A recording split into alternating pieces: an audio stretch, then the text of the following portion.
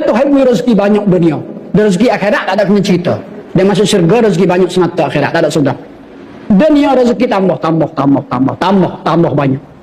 Tuhan tambah tak sekira 10 ke 100 ke berjuta Tuhan tambah.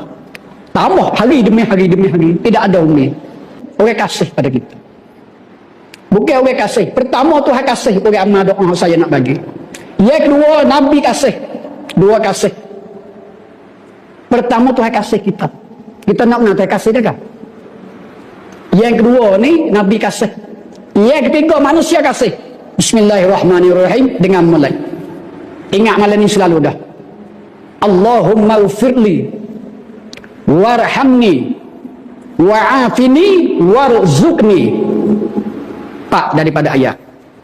Bagi pak kalimah. Allahumma ufirli, wahai Tuhan ku ampun dosa aku.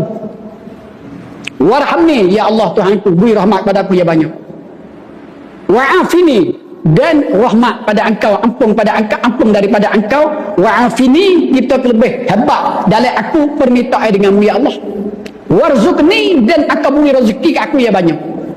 Allahumma ufirli warhamni wa'afini warzuqni. Habis. Boleh 100 sekali sehari. Bacalah kuliah mana. Itu dalam tausiah dia mari lagu tu. Boleh 100 sekali. Lepas asar pun tak apa, lepas isya pun tak apa, lepas maghrib pun tak apa, lepas zuhur pun tak apa, jauh malam, bangun pukul 2 pun tak apa.